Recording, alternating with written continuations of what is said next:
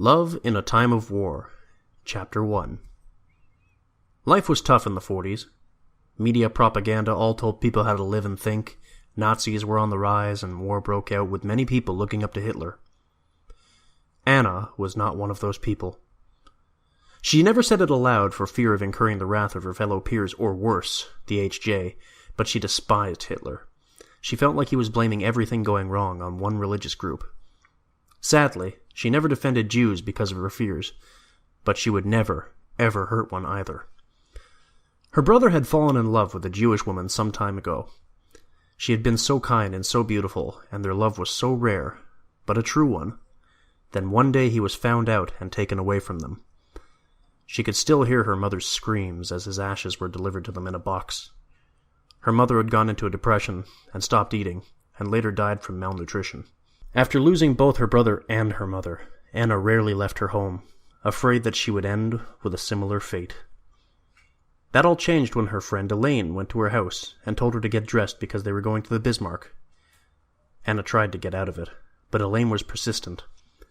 She wanted to cheer Anna up and told her she understood what she was going through because she had lost her father to the Nazis. At that, Anna relented, and Elaine helped her to choose a dress to wear. Thomas Berger was your average teenager. He loved his close group of friends. He loved to swing dance. He desperately needed a haircut. He loved talking about and flirting with girls, and his personality was, well, indescribable to say the least. As often as he could, he and his friends Peter, Arvid, and Otto would go out swing dancing at the Bismarck and try to pick up girls along the way. Currently, all the boys were sitting at their table taking a break from dancing. Most of them were pouring sweat from the intensity of their dances, but so was everyone else in the place, so it didn't really matter. Thomas's eyes fell to the door and he caught sight of a girl. A gorgeous girl at that. As he watched her, it seemed like she was walking through the door in slow motion. Her brown hair was half tied up while the rest of it was nearly flat, reaching to the middle of her back. As she turned, it glided over her shoulder in one smooth, perfect motion. She was smiling, but her smile was clearly not a completely real one. It was still so beautiful that he could only imagine what a real smile looked like. "Hey, Thomas," Peter said, trying to keep his laughter. "put your eyes in the back of your head, why don't you?" Thomas didn't respond, still keeping his eye on the girl. She and her friends sat down at a table not far from theirs. They talked for a little while as the girl looked around her in awe. It must have been her first time. Without thinking about it, he went over to the table and extended his hand to her. "Care to dance?" She looked at him with a bashful smile. "I don't know how to do all of those moves," she said, gesturing to the dance floor where couples were swing dancing wildly. "It's easy. I'll show you." She looked at her friend, who nodded back at her. Then she timidly took Thomas's waiting hand, and he led her to the dance floor. Thomas took both of her hands in his. "Just follow my lead." He began to lead her in a very simple swing dance, and she picked it up pretty fast. There was a problem, though. She was holding back. "Let it go," Thomas said in her ear. "No one cares what you do." Anna looked at the boy she had just met. She had to admit that he was really attractive, besides the whole long hair situation he had going on. At his words, she slowly began to pick up her step. "There you go!" Anna gave him another shy smile as he continued to help her through the dance. "Give it a little more." She obeyed his request, and before she knew it, she was dancing just as wildly as the other couples, and for the first time in who knows how long, Anna was laughing. Her smile, her real smile, was 1,000 times better than Thomas had imagined, and it took years off her young face. Before long, Anna found herself yearning for sleep. She had danced for hours and was absolutely exhausted. "Thank you for an amazing night," Anna said to the boy she had danced with all night. "I guess I should be getting back home." "I'll walk you." "Oh, no, that's okay. My friend Elaine and I are walking back together." "If I saw correctly, your friend Elaine left earlier with Vincent." Sure enough, when Anna looked around, Elaine was not in sight. Oh, killer. "No worries. She asked me earlier if I would take you home." Anna shook her head and allowed Thomas to escort her back to her house. "So, you come to the Bismarck often?" Thomas asked, making conversation. No, that was my first time. Elaine forced me to go tonight. I haven't exactly been open to company as of late. "Oh, how come?" It's complicated. was all Anna said. Well, you're certainly a fast learner. I've never seen someone pick up something as difficult as swing so fast. If you keep dancing like that, you'll be a natural in no time. Anna giggled as he felt a blush crawl up her face. Thanks. I had a good teacher. Aw, shucks. Anna laughed harder at his words. By that time, they had reached Anna's front door. Thanks for walking me. Anything to help such a fine lady like yourself. Thomas said with a small bow. Anna giggled again. I didn't catch your name. Thomas Berger. Lovely to meet you, Thomas Berger. I'm Anna Hensley. Pleasure, Miss Hensley. While Anna walked through the school the next day, Thomas came up to her and fell into step beside her. Hey, Anna, you, me, Bismarck, tomorrow night. Nice to see you, too. I don't know if my father will let me. He let you last night. He wasn't exactly up for not letting me go. And besides, it was Elaine who convinced me, and ever since she met Vincent, I can't get 3 words out of her. I'll pick you up at your house at 6:30. Thomas walked away from her despite her protests echoing behind him. Sure enough, the next night, at almost exactly 6:30, Thomas showed up at Anna's front door. She had decided to don a slimming turquoise dress that she could dance in. M'lady? Thomas said, offering her his arm. She giggled as she gingerly took it, and they walked to the Bismarck together. Once there, Thomas found his usual crew and walked her over to them. Hey fellas, there's someone I want you to meet. All the boys at the table looked at her, and she felt quite small under their gazes. Anna, this is Otto and Arvid. They make some of the best music in the country. And this here is my partner in crime, Peter Mueller. He introduced as he slung his arm around Peter's shoulders. And gents, this here is Miss Anna Hensley. Nice to meet you. Anna was never really good at meeting people. Her brother had been the one to help her get acquainted with friends, and ever since his death, she found it harder and harder to make new ones. So, you're the girl who caught his eye. Peter laughed.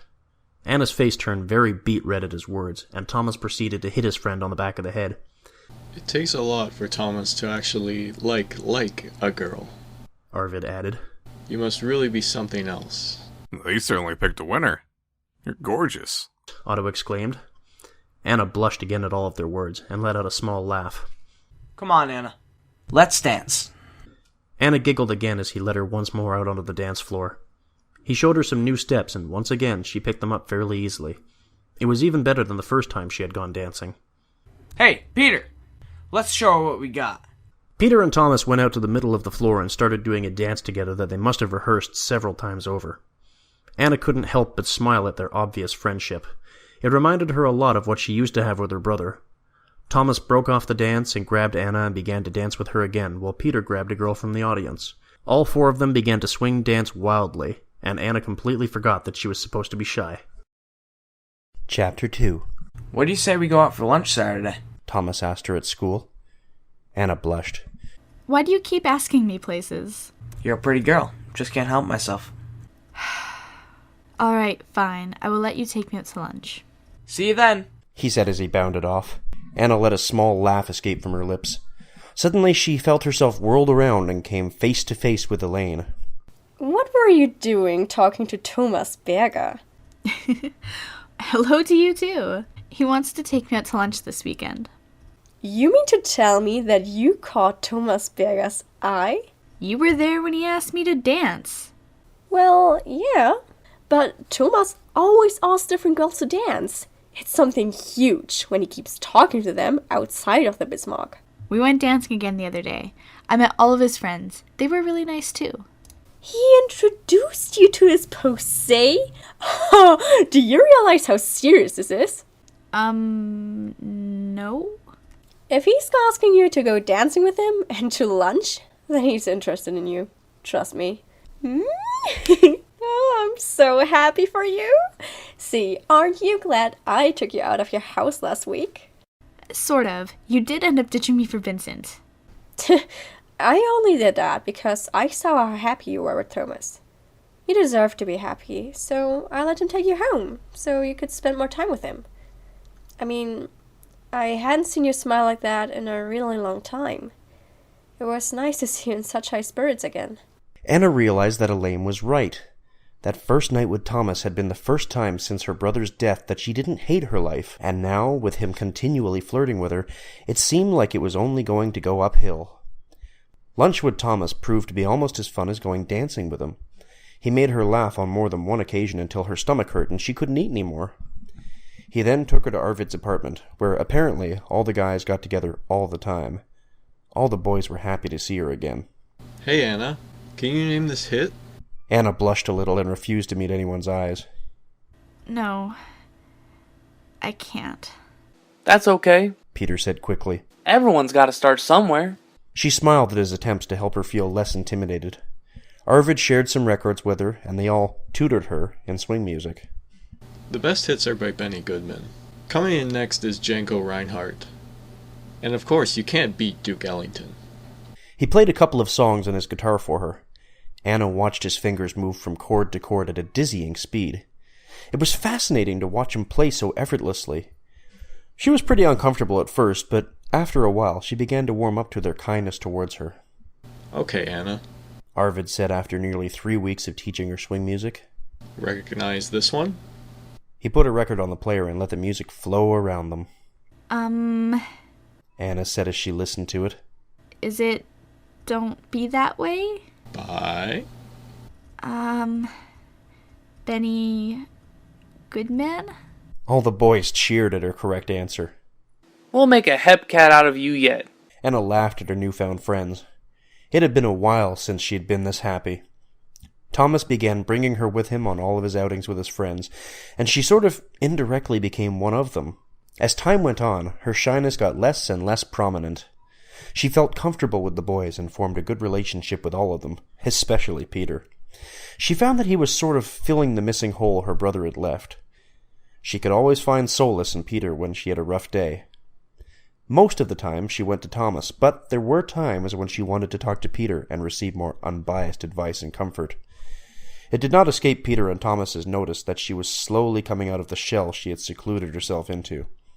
She smiled a lot more than she used to, and laughed a lot more as well.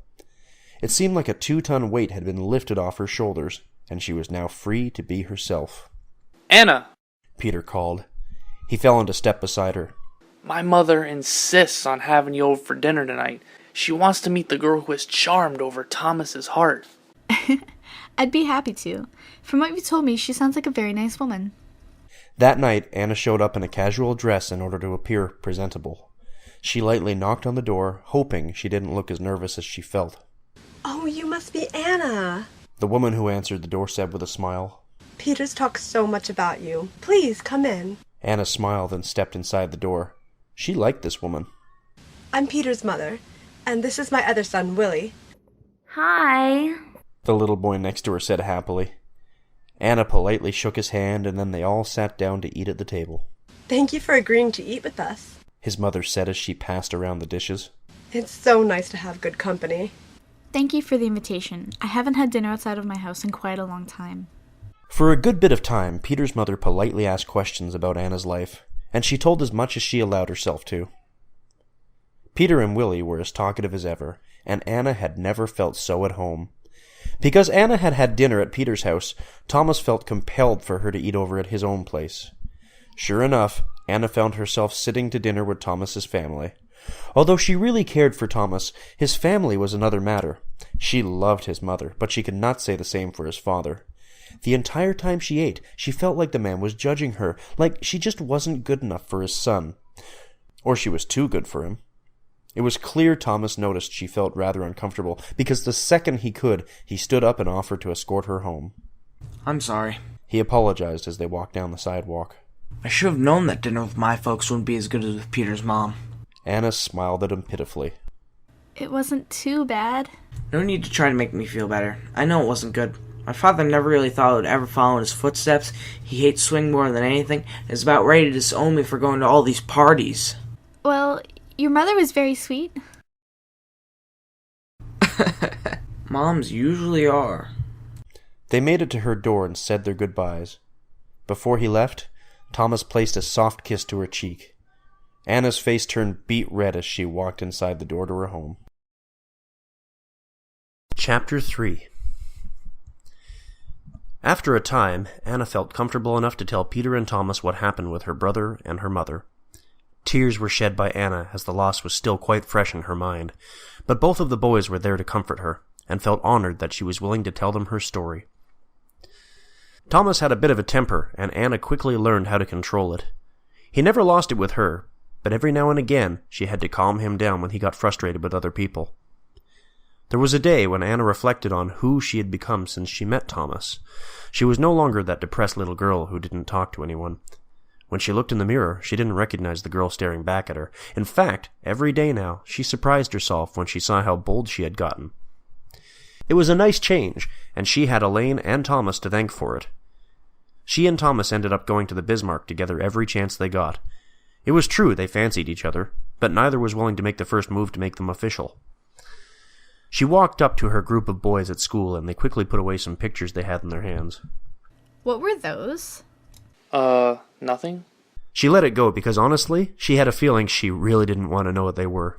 Oh, look what we have here. They all turned to find Peter's love interest, Evie, about to head out with some of her other girlfriends. Have you talked with her yet? Who says I'm interested? Your tongue was on the floor. As the girls walked by, Thomas called out, Didn't we see you pigeons at the Cafe Bismarck the other night? We wouldn't be caught dead there. Evie answered sharply. Especially not with you, Thomas Berger. Her friend said. Oh? And what's so wrong with Thomas Berger? Thomas pulled her back gently with a smirk on his face. Hey now, it's alright, baby. Not everyone loves me as much as you do. She gave him a playful smirk back, and they followed the other girls out. What's so great about it? Well, it was the swingiest party ever, right, Anna? Swingiest? Super Murgatroyd. Super... what? Come on, Evie. They talk gibberish. Evie's other friend said. No. It's a secret language we're not allowed to know. It's all too... secret. They began to walk away before Peter shouted, You! The group turned to look at him, and Peter started singing. You're in my head. Then the rest of the group, including Anna, joined in with him. And you linger like a haunting refrain, and I find you spinning round in my brain. Thomas took Anna and spun her in a little circle to suit the lyrics. She laughed and playfully pushed him away from her. It was another night when Thomas so graciously escorted Anna to another dance at the Bismarck.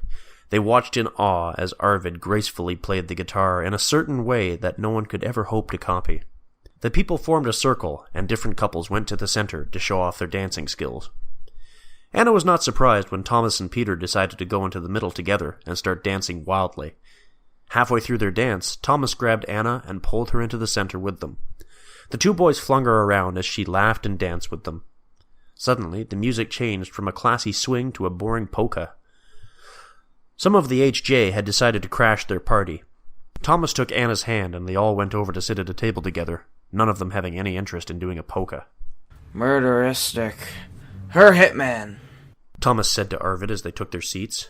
Thanks. Arvid muttered, obviously not happy about his song being interrupted. Look at those pansies. Thomas remarked as he looked at the HJs. They're all training for the Gestapo. How'd they know we were going to be here tonight? Probably beat it out of some swing kid. That's Mel. Where? The group looked at the line of boys, and sure enough, there was their old swing friend. So it's true. He was probably forced into it. Arvid said in an attempt to help their friend. It is compulsory after all. Oh, some excuse. Those creeps are too busy marching up and down all night to keep track. Arvid's right. Emil couldn't be the traitor. He was the original Hepcat. No. No one who likes swing can become a Nazi. Thomas made some mocking marching movements as he stuck his tongue out, which made Anna laugh so hard she had tears in her eyes and her stomach cramped. Who needs him anyway? Thomas said as the HJs departed. Come on, let's have some fun. He took Anna's hand and pulled her back up onto the dance floor as the music changed back to swing since the HJs had left. Though she enjoyed the dance like always, she couldn't get the picture of Emil in an HJ uniform out of her head. After hours more of vigorous dancing, Anna felt like she was going to collapse. Thomas once again offered to walk her home, if anything to make sure she didn't pass out on the way, because she looked exhausted. It didn't take Thomas long to see that Anna was walking rather slowly. At the rate she was going, they wouldn't make it home for another 30 minutes. So he scooped her up in his arms and began to carry her down the sidewalk. She wanted to protest, but she was so tired she couldn't do or say anything. Her head slumped against his shoulders as she relaxed in his arms. In fact, she was so content she ended up falling asleep in his embrace. Thomas made it to her house and managed to open the door with Anna still in his arms. Luckily for him, her father was passed out on the couch from drinking too much again. He quietly carried her to her room, placed her down on the bed. She stirred a little, but did not wake. Thomas chuckled lightly at the beautiful girl. Even in her sleep, she was utterly gorgeous. He placed a small kiss on her forehead. Good night, Miss Hensley. Thanks for another incredible evening of dancing. He closed her door and snuck back out. On the walk back to his own home, he felt lighter than air, as if nothing could bring him down. There was a spring in his step that he had never had before. Chapter 4. The next day, the whole group was gathered at Arvid's house for a little game. They would put on a record, and then Arvid would guess what song it was and every technical fact associated with it. Keep the blindfold on. Blindfold's on. Otto played the record, and Arvid scoffed. I'm sorry, Otto. I grew this platter from the first lick. Harlem, recorded September 14th, 1937. Teddy Foster, trumpet. Freddie Gardner, alto. Hey! Peter interrupted, running into the room. You guys are not going to believe what just happened. This HJ rode by me and whistled the signal. What? Thomas asked disbelievingly. This HJ rode by me and whistled. It don't mean a thing. Oh, you're joking. He must have been a hepcat. It's like our hitman said. A hepcat can't be broken. What if he learned it from Emil? He might have been trying to trick you into telling him where the next party is. Come on. It took you a year to learn how to whistle that. Well, what's that supposed to mean? It means what it means. Anna rolled her eyes. These boys' banter was something else. Quiz time. Joint is jumping. What isn't in here? Lively. Thomas snatched the book from him as Peter smoked his cigarette. Anna had a mind to steal it from his mouth and stamp it on the ground. She had already made it clear to Thomas that she wouldn't put up with his smoking, but she had no power over the rest of them. Can't we find something more exciting to do? I say we go down to the red light district, make some new friends. Yeah, I could go for some ladies. Excuse me. Sitting right here. She felt rather offended that Thomas was willing to go somewhere to flirt with other women. At the same time, she felt guilty for feeling that way because it wasn't like she and Thomas were actually a thing. All the boys laughed at her obvious discomfort. Those friends cost a lot of money. I was thinking of using that dough you've got stashed away. No. I'm saving that money for the shortwave radio. I'm not spending that on some tart. That's because if you paid her, you couldn't get one to go with you. Okay, boys. Anna's feeling quite uncomfortable with this whole conversation. Sorry. Yeah, you're real sorry. He's just bored because he doesn't have any idea which platters to pick. Alright, put on that blindfold. What? Put it on. I say we go right into it. Come on, Thomas. He tied the blindfold over his eyes. Pick any record in the room. Any record. Thomas smiled and got up to go find a record to play. I believe I heard a little activity in the Gene Krupa section. It's too easy. Peter muttered as Thomas showed him the record he chose. Thomas went over to the record player and attempted to play it, but the room filled with an awful scratching sound. Arvid quickly took his blindfold off. I'm sorry, my hand slipped. You did that on purpose. I'm sorry, okay? I'll replace it. You will? From where? Alberti doesn't have anything left. I gotta go down to the docks. Besides, you have no idea what to look for. I'm sorry I'm not as smart as you. The only reason you know all these hits is because you can't dance to them. Thomas Berger. Arvid looked at them all sharply before throwing the broken record on the ground, shattering it. Get out. Get out! Arvid, it was a mistake. Accidents happen. That doesn't mean I'll let him slide for what he just said. But his hand did slip. Why do you always have to go along with his stupid jokes? Is it because you love him? Anna blushed at his words, partially because what he said was kind of true, and partially because she hated it when people yelled at her. Well, don't get too attached, because you'll just screw it up everything like he always does. Arvid! Peter said admonishingly, knowing Anna had to have felt uncomfortable at his words. Everyone began shouting over one another for a couple of minutes before Thomas grabbed Anna's hand and left the place with Peter. The three of them went down to the market to try to forget that experience. You shouldn't have said that thing about him not being able to dance, Thomas.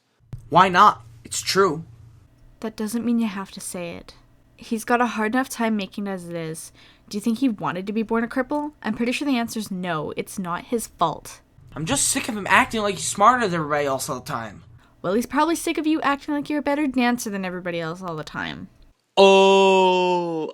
Thomas grabbed Anna from behind and secured her arms tightly to her sides. Take it back. No. Take it back. Never.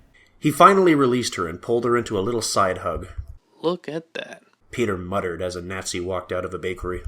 They think they all can get away with whatever they want. He stole that radio from someone they arrested. I saw him give it to this tart. What if we lifted it? Next time he comes in for his hot loaves, he gets a cold shoulder instead. Yeah, we could give it to Arvid. Pick up Benny alive. Can you imagine the look on that little creep's face when we walk in with it? What do we do? Thomas picked up a tomato from a little stand nearby, and the next thing they knew, Anna was watching from the window as Thomas ran inside screaming. Fraulein! Fraulein! Help me! I'm bleeding! Pack of HJ stabbed me! Help me! I'm bleeding! I'm bleeding! I don't want to die! He and the store clerk fell over into the closet, while Anna laughed so hard she couldn't breathe. Peter ran into the store to take the radio, but realized it was plugged into the wall and had to quickly unplug it. I'm bleeding so badly! Wait there! Wait, please, don't leave me! Peter stole the radio, but not before the clerk noticed and ran out screaming. She let out a yelp when Thomas ran past her. The three of them started laughing, until the cops started chasing them. Thomas grabbed Anna's hand and they all took off as fast as they could down the street, trying to escape the cops. He knocked down as many objects as he could try to delay them. Thomas managed to get him and Anna into a moving truck, but Peter was slowed by the weight of the radio. Come on, Peter! Give us your hand! Come on, they're right behind you! Peter tried to run, but he slipped, and the radio crashed to the ground and shattered. Peter got taken away from them before their very eyes. Peter! They both screamed as the truck carried them away. They got off the truck once they were far enough away and bolted to Peter's apartment. Thomas hurriedly knocked on the door, and Peter's mother answered. Thomas, Anna, she said with a smile. Her smile faded as she saw the panicked faces both of them wore. what's wrong? The events that followed proved to be a whirlwind, but Anna was never prepared for what she saw that afternoon. She hadn't seen Thomas or Peter all day, and she was honestly really worried about both of them ever since Peter had been captured, and Thomas did not take it well at all. But then they came up to her as she walked out of school, and she couldn't believe her eyes. They were dressed in uniforms. HJ uniforms. Her mouth slightly dropped open, her mind willing the sight of them just to be a dream. Anna, wait. Let us explain. She took a deep breath, trying to prepare herself for what he was going to say. When I was caught yesterday, Herr Knopp bailed me out onto the condition that I join the HJ. I didn't want to, but my mother convinced me after she reminded me about what happened with my father. I couldn't put my family through that again, and Thomas only joined me to help me out and be there for me. I promise, we're not like the others. Anna took another deep breath, still disbelieving this was really happening. He's telling the truth, Anna. I joined so that we can infiltrate, like spies. We'll lead double lives just like them. HJ by day, swing kids by night. She knew he was trying to lighten the mood, but it didn't work. Peter looked at the two of them. I'll leave you two to talk, he said as he walked away. Anna leaned against the wall, and Thomas took both of her hands and locked their fingers together. I swear I'm still the same old Thomas. Anna looked up into his eyes. She silently giggled to herself, now fully realizing that both of them had finally taken care of their long hair. Just promise me one thing. Anything. Promise me you won't let all of this change you. That you'll still stay just the way you are. I promise. He leaned over and gave her a small kiss on the cheek. She smiled at him, but deep inside she still felt unsure about all of this. Chapter 5. Each day at the HJ, Peter and Thomas watched different videos about the Jews and learned from several officers how to fight and what to believe. They told their group what they saw, and it just made Anna all the more nervous. She didn't say it, but she was infuriated that they were being taught those horrible, untrue things. Several days later, they heard news from Helga. Everyone went to the hospital immediately when they received the horrid news that Arvid had been found unconscious, beaten, and bloodied on the side of the street. The first thing he saw when he awoke was the Nazi badges on Peter and Thomas's arms. Immediately, he began thrashing around in fear, but Peter, Helga, Thomas, and Anna all held his arms and managed to get him calmed down. It's okay, Helga said tenderly. It's just us, your friends. Arvid looked at all of them, then at his bandaged hand. Apparently, he had broken 2 fingers, irreparably. He said I'd never play again. Arvid muttered as he took the bandages off. But he forgot about Django. Django Reinhardt played with 2 fingers. So can I. See? There was a disturbing slice along his 2 fingers that made Anna squirm.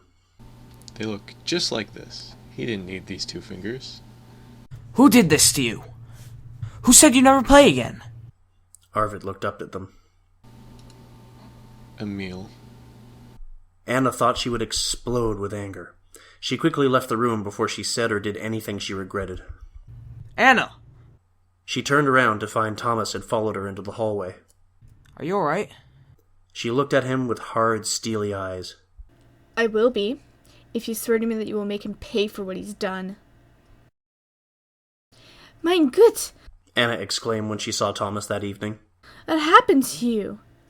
His face was all banged up, covered in bruises and cuts. Oh, you should have seen it, Anna. It was incredible. Just wait, I'll tell you all about it when we get to Arvid's. They all made it back to Arvid's apartment, and Peter began reenacting the fight between Thomas and Emil. Pow, pow, pow! 3 to the stomach, Thomas won't go down, tables turn, right to the face. You have to see Emil. Emil's face looks like it's been bent sideways. You look pretty bad yourself. It was murderistic. I'm so sorry. I feel like this is my fault. When I wanted you to pay him back, I didn't mean to nearly kill yourself in the process. Anna took some medicine and tried to apply it to the numerous cuts and bruises on his face. Are you kidding? I'd do it all over again if I could.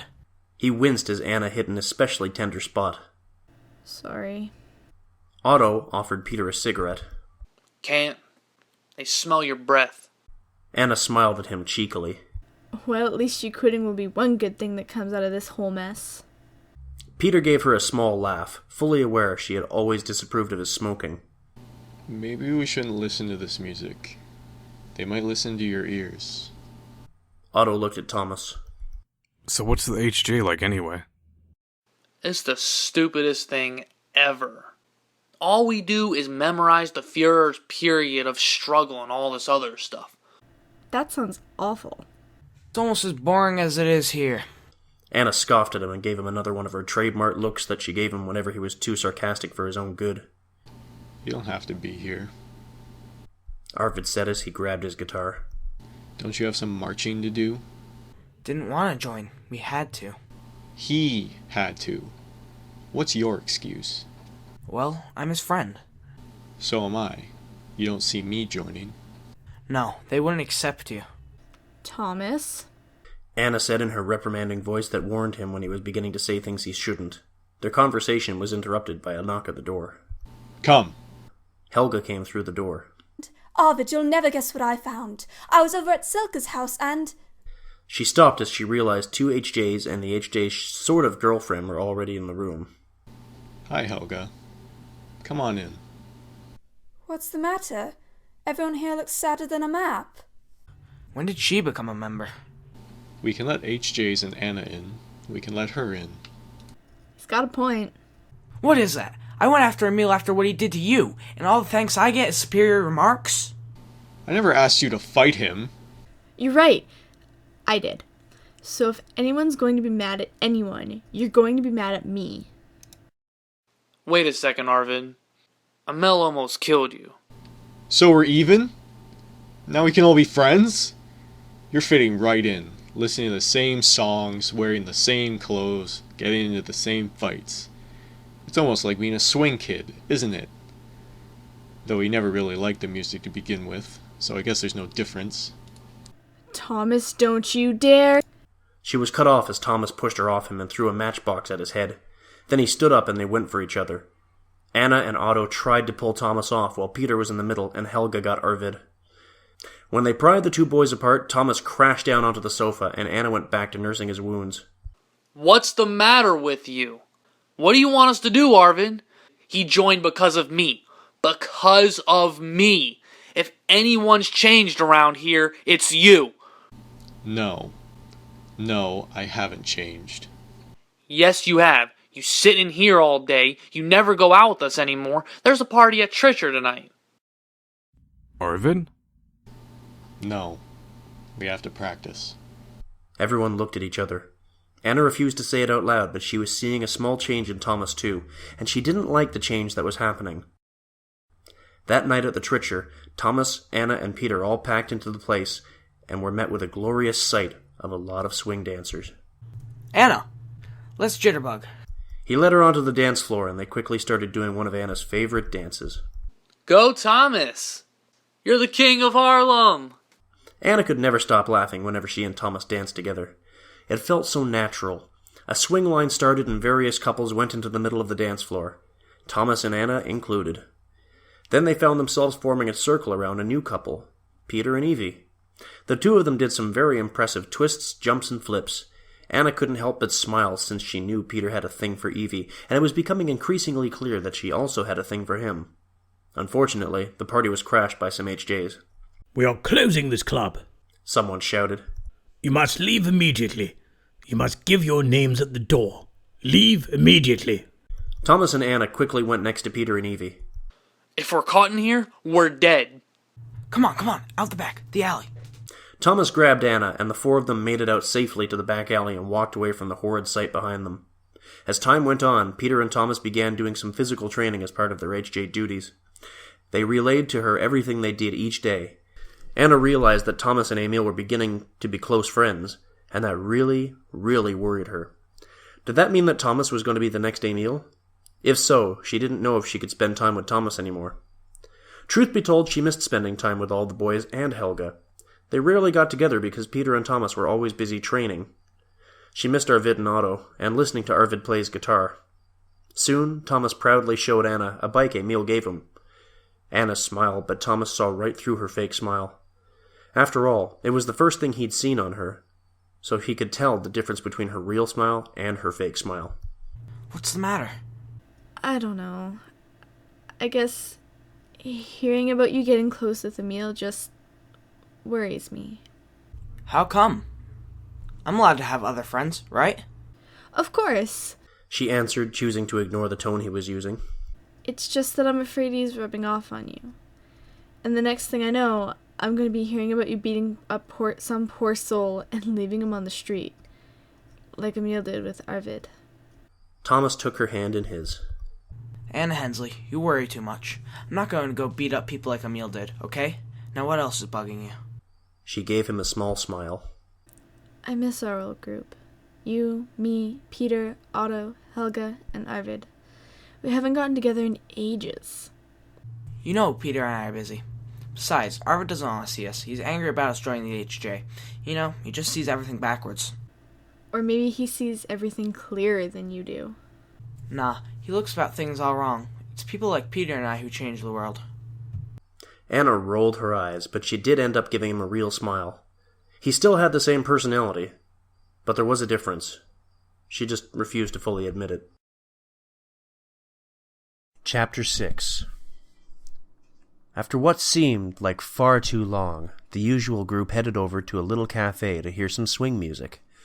Unfortunately, there was no dancing, much to everyone's dismay. Despite Arvid's injury, he still played the guitar with incredible skill. He's his old self again.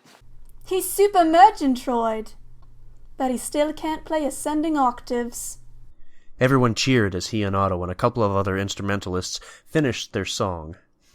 Anna really wanted to start dancing, but she knew doing so would just get everyone in trouble.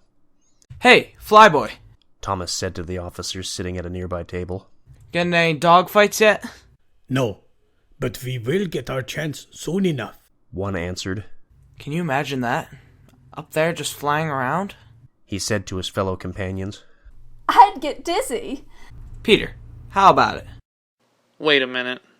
They looked at the stage and saw Arvid conversing with someone who must have worked at the place.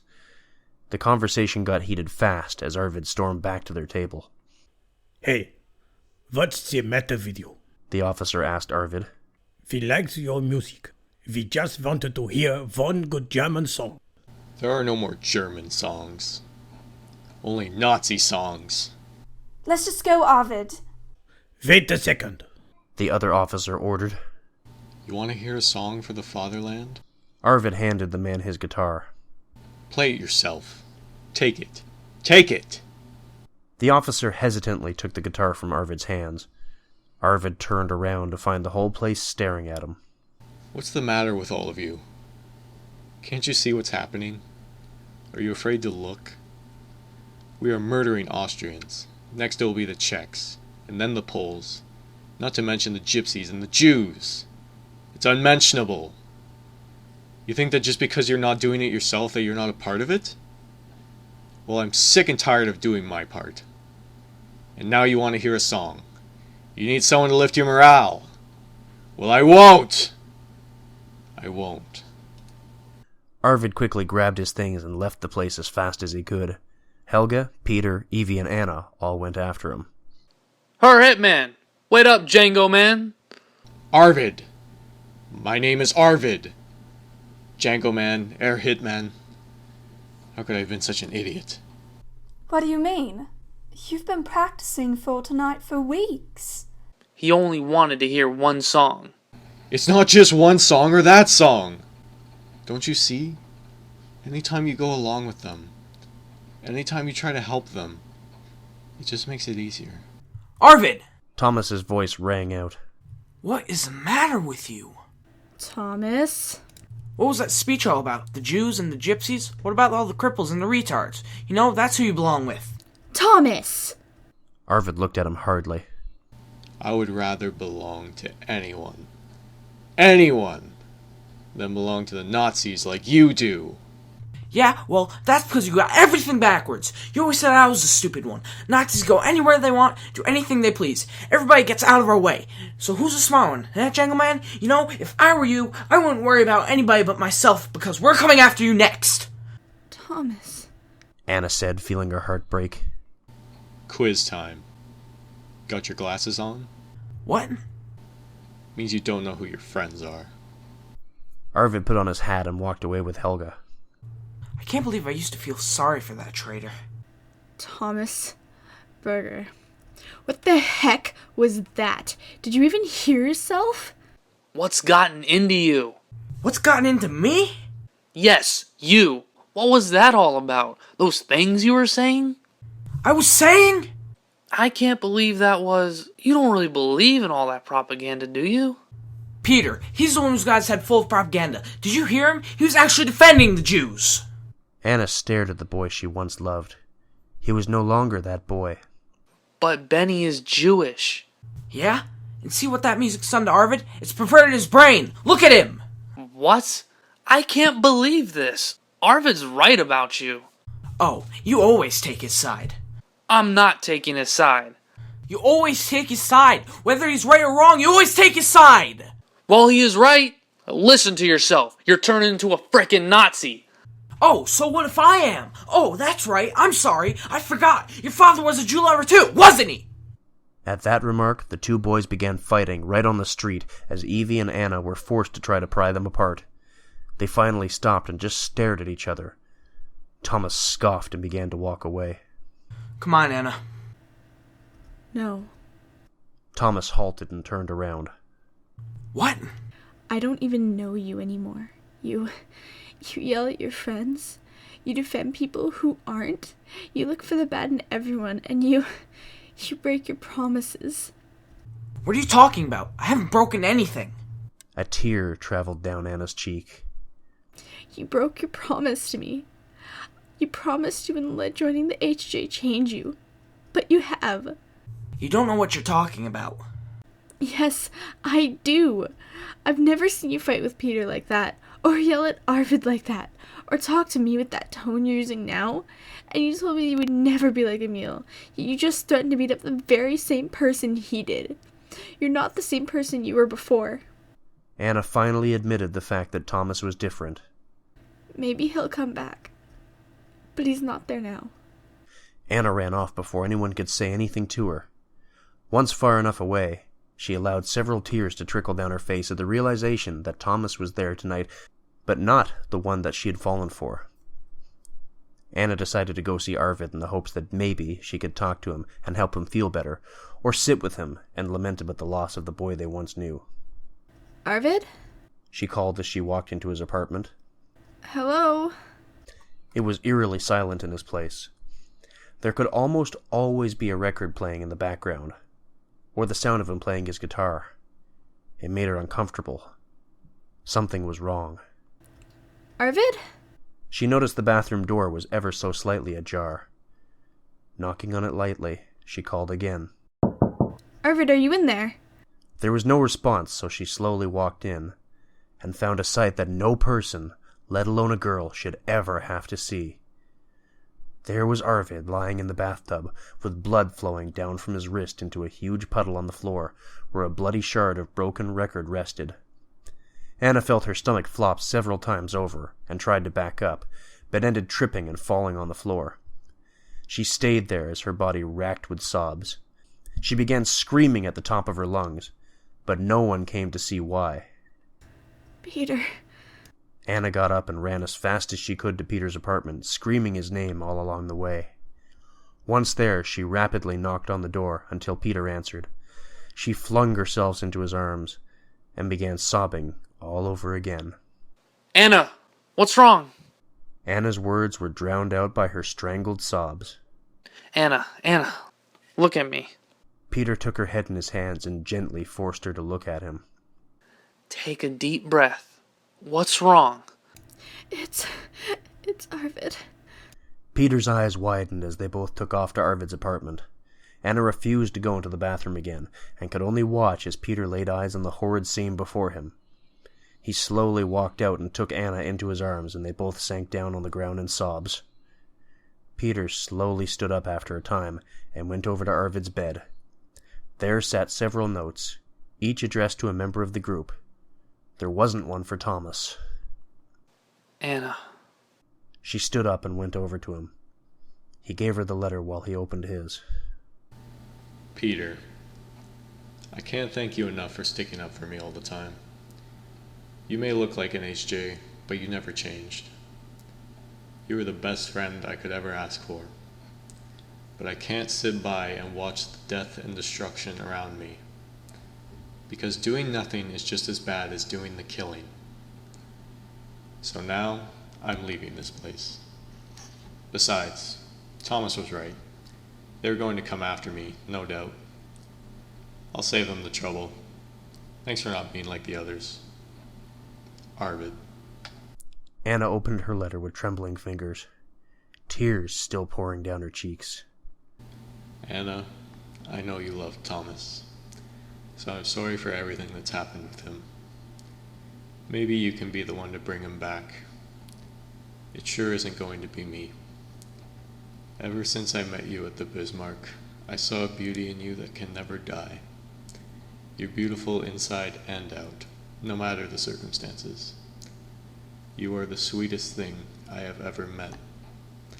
Thanks for making my short life worth living. Never let that beauty die. Arvid. Peter and Anna began crying once more at Arvid's sweet words to both of them. They took the other two letters addressed to Otto and Helga and delivered them. In Otto's letter, Arvid thanked him for making such good music with him. In Helga's, he confessed that he had always loved her since the second he met her. It was a dark time for the once close-knit group. A dark time they weren't sure they could ever get out of.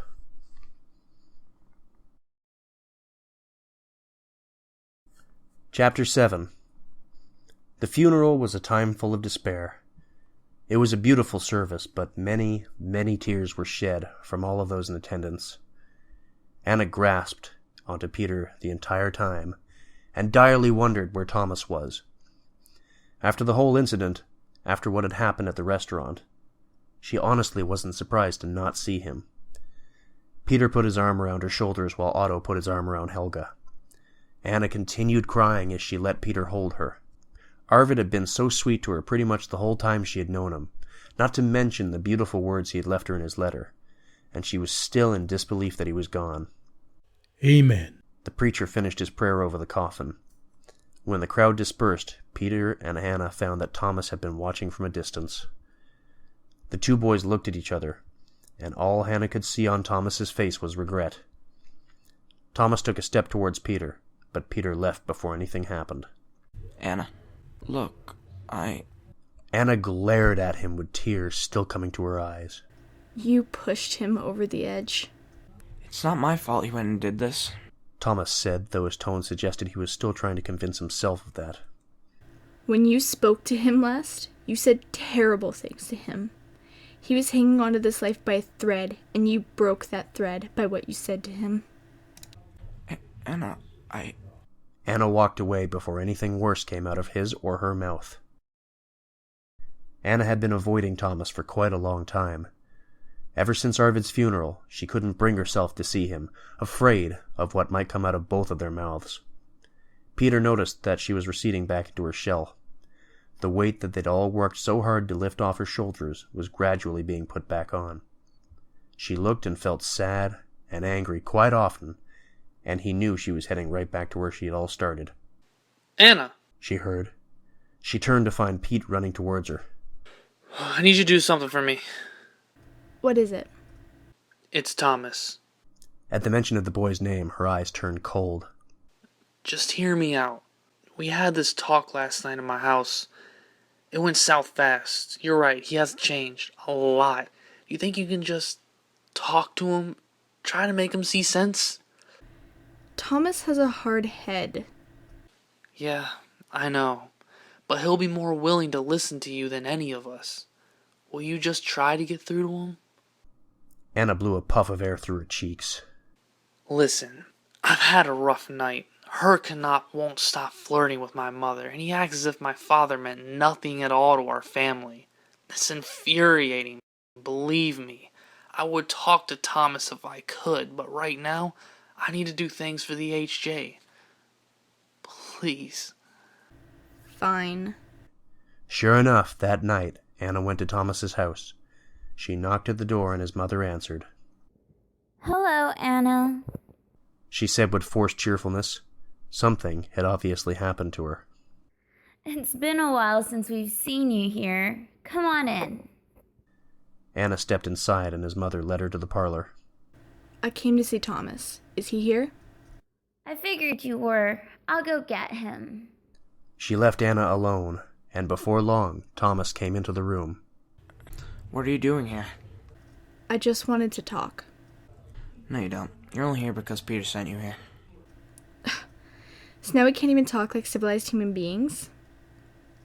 What's wrong with your mother? The Gestapo came and took my father. Thomas answered without looking at her. Oh. I'm sorry. I'm not. Anna's head whipped over to him at his harsh words. What? He was putting down Hitler. It's people like him who are going to bring our country down. He needed to be stopped. Wait a second. Did you report him? Yes, I did. Anna suddenly felt like she was going to fall over. She took a couple deep breaths and tried to continue, even though all she wanted was to just leave. But he was your father. He never liked me. He always told everyone that he believed I would never amount to anything. He didn't like you either, and you know that. He's still your father. How could you report him? Because I have a duty to the HJ. He suddenly yelled at her, making her flinch. You just wouldn't understand. Thomas, what happened to you? I finally realized where I belong and what I meant to do. I meant to get rid of all the Jews who are poisoning our country. You wouldn't know that, would you? After all, your brother was a stupid Jew lover and a raider. Anna gritted her teeth as she felt a rage build up inside her that she'd never felt before. My brother was better than all of the HJ, Gestapo, and Nazis combined. And as far as I'm concerned, you're no better than the people who killed him. And that's when Thomas did the unthinkable. He hit Anna firm on her cheek. She stumbled back in shock and tears began to form in her eyes. Thomas's eyes widened as he realized what he'd just done. Oh, jeez. Anna. If you could go back to that night at the Bismarck when you met me, would you do anything differently? Thomas looked at her, still horrified at what he had done to the girl he had feelings for. He tried to come up with words, but failed. That's what I thought. She mumbled before taking off outside the door. Once outside, she leaned against the door to his apartment and sank down against it as several tears fell from her eyes. Her body shook as she tried to come to terms with what had just happened with Thomas. On the other side of the door, Thomas sat in the same position, holding his head in his hands, willing himself to forget the past few minutes that had just occurred. With red eyes, Anna knocked at the door to Peter's apartment. Once again, the mother answered. Anna, she said kindly, though Anna was glad to see she wasn't forcing cheerfulness like Thomas's mother had. One look at the girl in such a fragile state, and she asked, what's wrong? I need to see Peter. Okay, come on in. Once inside, she asked, Can I get you anything? Maybe some tea? Yes, that would be lovely, thank you. She handed her a small cup, and Anna slowly sipped from it. Peter! Anna's here to see you. Peter quickly appeared, and at the sound of Anna's name, his mother walked away to give them some privacy. I take it that it didn't go well. Anna shook her head. Before she could say anything else, Peter noticed something on her cheek. He went over to her and knelt down to look at it. Is that a bruise? How'd this happen? Thomas said terrible things about my brother. I got so angry and told him he was no better than the people who killed him, and then he hit me. Anna, I'm so sorry. I'm the one who told you to see him. I should have known that he would use that against you. I'm gonna kill him. Don't do anything rash, Peter. The last time we did that, you were forced to join the HJ. That wasn't one of our better ideas. He looked at her and noticed that she looked like she was going to fall apart. Anna, I know you liked him, maybe even loved him, and he did too. This can't be easy for you. She looked over at him and her eyes became glassy with tears. Without a word, Peter took her up in his arms and allowed her to release her pent-up feelings about losing who she loved. Thomas! Thomas turned to find a very angry Peter storming towards him. Without any hesitation, Peter punched Thomas in the face. What was that for? How does it feel? What are you talking about? I'm talking about Anna. All she did was come talk to you and you hit her. You hit her! Thomas's face hardened. I didn't mean to, honest, but she brought it on herself. She was defending the Jews and her Jew-loving brother. Oh, so it's her fault that her brother fell in love with a Jew. No matter what, he's still family to her, and she loved him with everything she had. And now he's gone, and she's never gonna see him again. You know, when she told you about him, you held her while she cried. Next thing I hear, you're hitting her for talking about him. We were taught to not hold back. You promised her you wouldn't beat people up. Now you're beating up the very person you made the promise to. Just shut up, Peter! You don't understand anything about me and Anna. Nothing! Thomas bolted away before Peter could say anything more. That boy was not his best friend. That boy was Hitler Youth.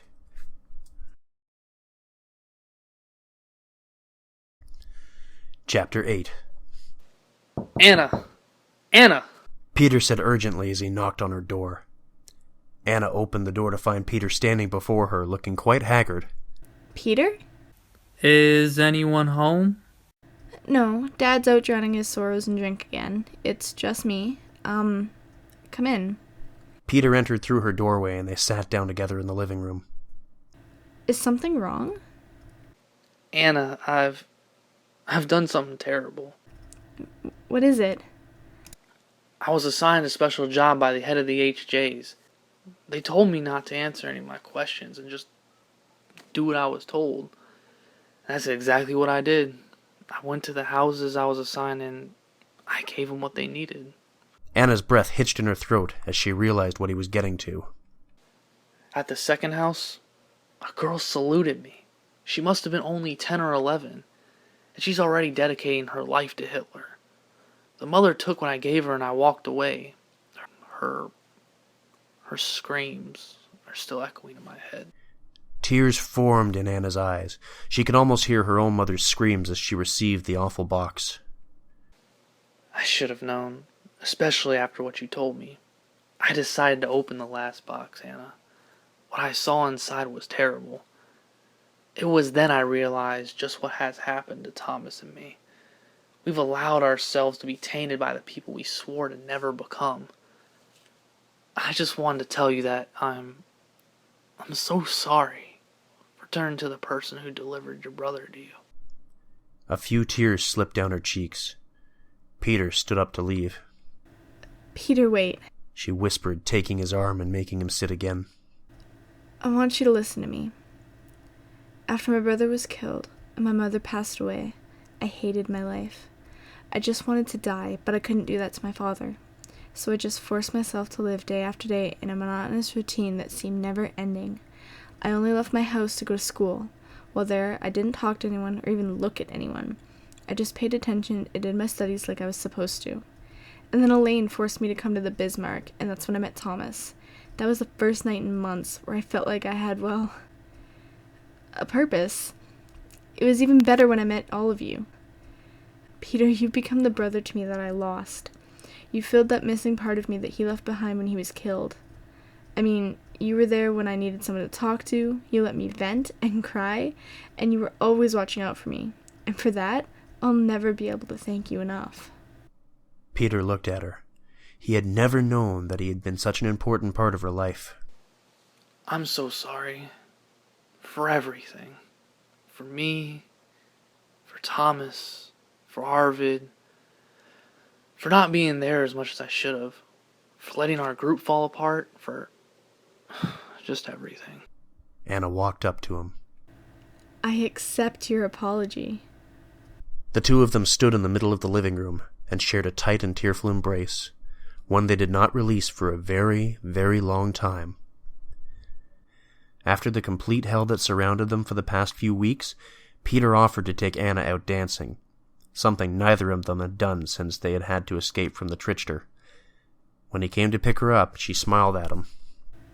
You're back to your old self. So are you. He smiled back as he noticed that she was wearing her usual dancing dress. They walked together to go to the Bismarck, and when they walked in, it was a sorry sight. There were hardly any couples on the dance floor, and the slowest song Anna had ever heard was playing. Peter took her hand and led her to the middle of the floor. They started doing a slow version of a swing dance together, unlike the boring dancing around them. The band seemed to notice Peter and Anna's dance and began to speed up and get a swingier beat. The singer's voice became bolder as more couples came out onto the floor to join them in the swing. Peter and Anna went all out. They started dripping sweat, but neither of them cared. They felt like it was making up for all the missed opportunities over the course of the past few weeks. For the first time in quite a while, Anna found herself laughing as they danced together. Their happy moment was abruptly stopped as Hitler Youth and other officers flooded through the doorways and began beating up every dancer in sight.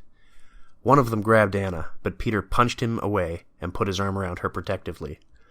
Then Anna's eyes met with the one person she never believed she would ever see. Thomas. He was with all the other Hitler Youths, beating up everyone in sight, an act he had told her he would never do, and yet there he was. She made no attempt to hold back the tears that formed as their eyes met. Another officer grabbed Peter, but Peter shook him off. Thomas walked over to the two of them. Thomas. Without warning, Thomas took his stick and tried to beat him up. Thomas! Anna, run! Get out of here now! Anna turned and ran out the nearest door, and it didn't take long for Peter and Thomas to come crashing out behind her and flip over the red car. Thomas hit Peter on the face with his stick and then pushed him onto the car, where he proceeded to choke him with his stick. Thomas! Anna screamed, trying to pull him off. Thomas, stop! He's your friend! For a split second, Thomas looked over at her, and Anna had never seen his eyes look at her that way the entire time she had known him. But then, it was almost like he became lucid, and he slowly took the stick away from Peter's throat.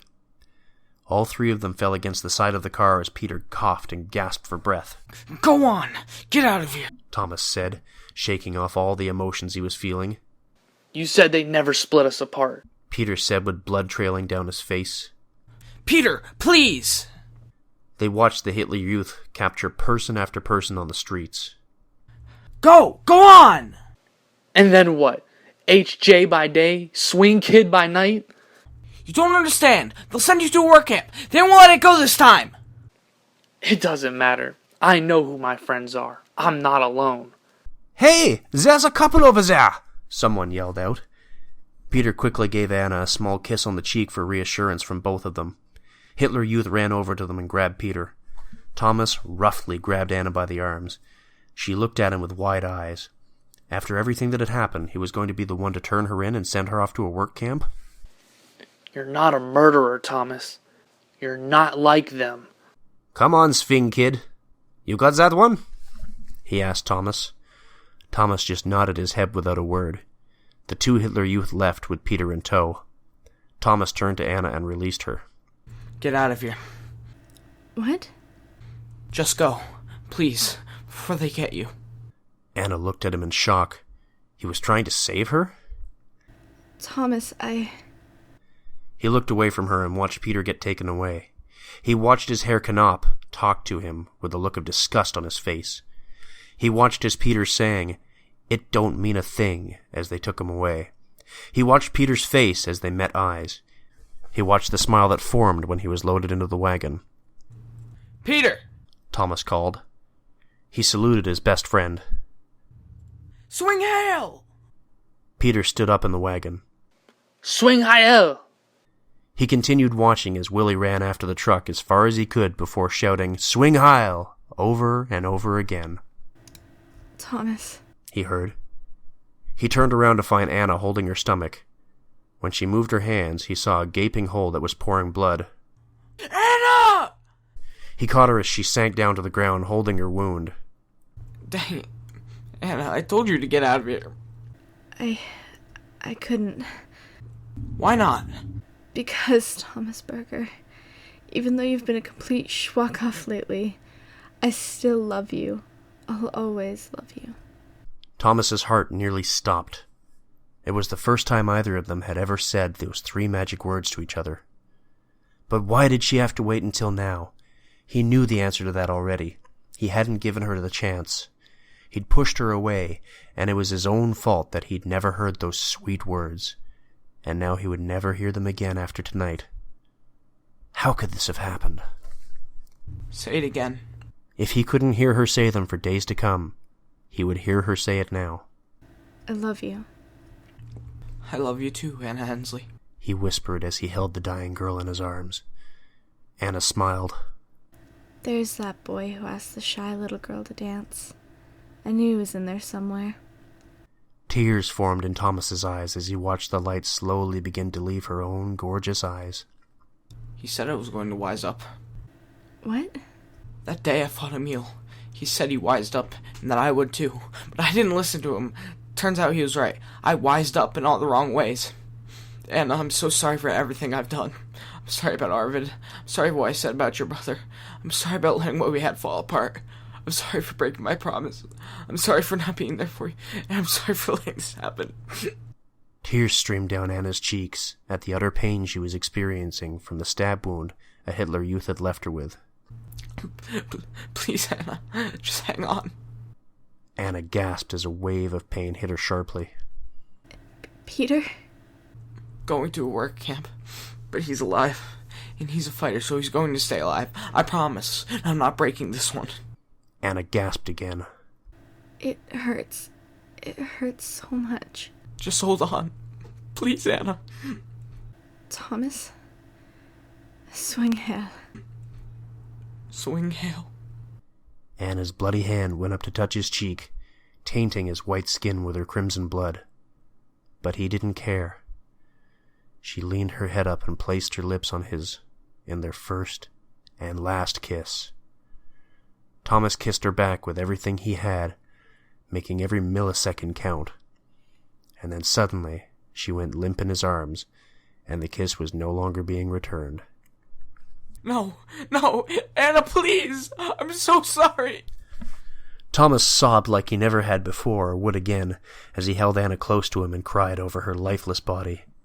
He let his fingers intertwine in her beautiful soft hair and supported her head as it rested on his chest, with his head pressed firmly against her, tears falling into her hair. Swing hail, he whispered to her as he placed a kiss on her forehead. Thomas knew Anna always hated the Nazis, especially after her brother had been killed, and yet she still loved him after he had said and done terrible things he regretted then more than ever before. He angrily ripped off his Nazi badge that had defined him and allowed him to ruin his relationship with the beautiful girl that he loved. From that moment forward, He promised to honor Anna's memory, no matter what it cost him, and he did not intend on breaking that promise for as long as he lived. He swore this on the life that she had lived, however short that it had been. He leaned over her, willing her to come back to him. I love you, Anne Hensley. Now and forever. End of story.